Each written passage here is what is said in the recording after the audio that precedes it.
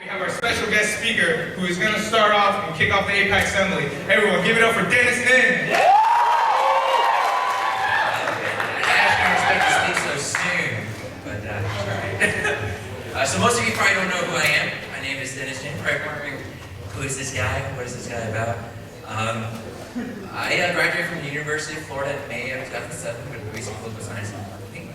And I think the reason why Chris had speak today and the rest of APAC asked me to come speak is because I have a strong passion for the Asian American community. I've been involved with the Asian American community since I was in high school. Huge passion for the Asian American community. That passion was illustrated during my time at the University of Florida. When I was at UF, I was the president of the Asian American Student Union, similar to Chris here as president of APAC, similar organization. I was also the first Asian American to hold an executive position in student government, as well as the first Asian American to be elected as student body treasurer in University of Florida's history. I was one of 13 students to be selected as a gubernatorial fellow and worked with Governor Jeb Bush on Medicaid reform throughout the state of Florida. I'm the only Asian American student in my group, my class. Upon graduation, I was selected as a Hall of Fame member and one of just over a dozen students in the history of the University of Florida to be an Asian American in the Hall of Fame. All those things took a lot of work, took a lot of time. And a lot of people ask, why did I do those things? Why did I have such a passion for the Asian American community? For me, it started when I was in high school. And when I was in high school, I was pretty ambitious. A lot of my friends were ambitious as well. And we knew that for us to be able to get into a good school, good college, that we had to volunteer. We had to get involved with the community. And we decided to get involved with a group called the Asian Faces. It's the Asian Family and Community Empowerment Center in St. Petersburg, Florida. And with that group, we worked with children, Asian American students that needed tutoring, that needed help.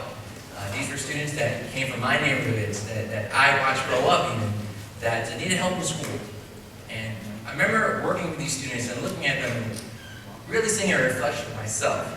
Because like them, like many of you in this room, I'm first generation Asian American, meaning that my parents immigrated, they're actually refugees here to the United States.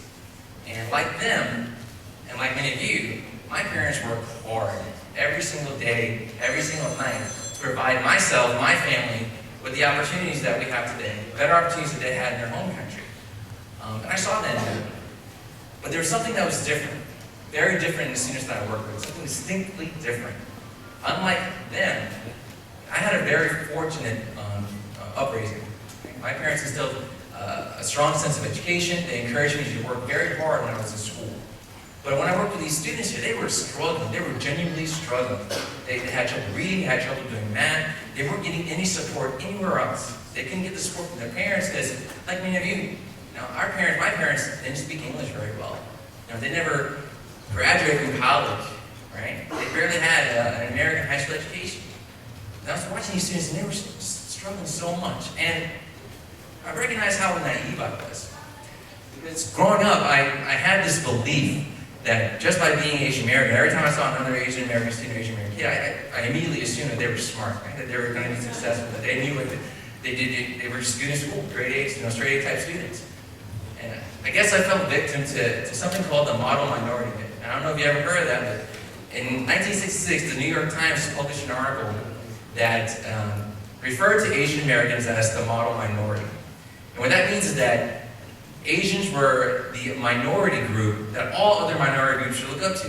Whether you're African American, Black, Hispanic, Latino, Native American, whatever, all minority groups should look at Asian Americans as the example because they're able to succeed, right? They were marginalized, they were set to the side, but in this predominantly white culture, they were able to get higher education, do well, have high incomes, all those things, right? And statistically, it can be true, it can be considered true.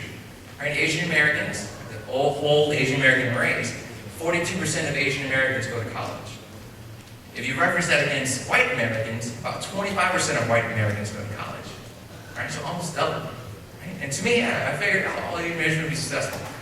But that stereotype and that statistic is tricky, it's a little troubling. If you think about it, 42% of Asian Americans go to college. What happens to the 58% of Asian Americans that don't?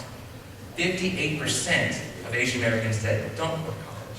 So if we were to think about that, if we were to look at this entire room right now, if we were to pretend that this entire room representative of the entire Asian American population of the United States of America, the person sitting next to you shouldn't be in this room right now. The person sitting next to you shouldn't be going to college. That's a dramatic number.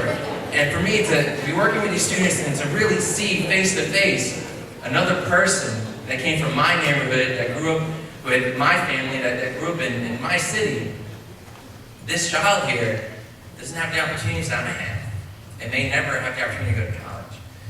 So when I came to university for my first day, similar to many of you here who are freshmen right now, I knew that I had to make the most of my experience.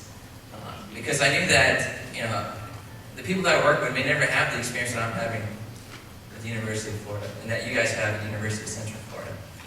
So I made a commitment and made a dedication to get involved with the community and to give back and to work with students and to help students help other people. And the fact that you all are in this room right now, we kind of shared a similar path, right?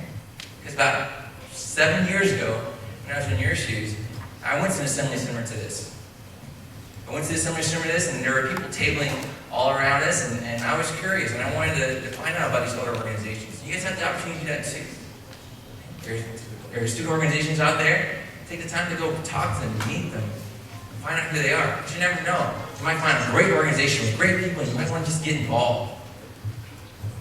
I always tell myself, and it's important to put life in perspective, put moments in perspective, to think about where we are today, where we are right now.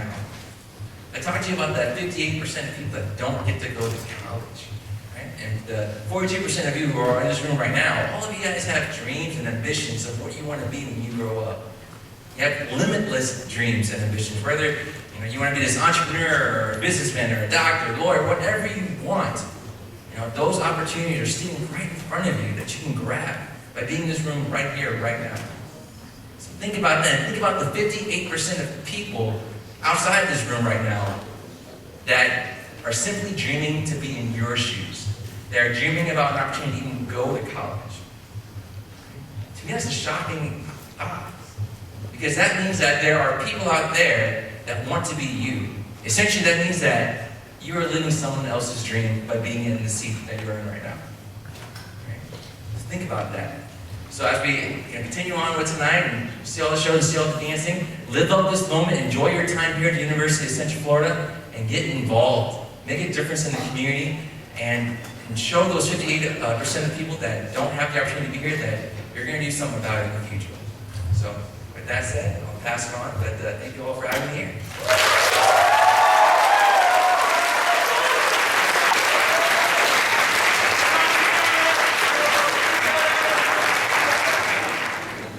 Homeroom was awesome. How was that? Everyone give it up again for Dennis Ngin.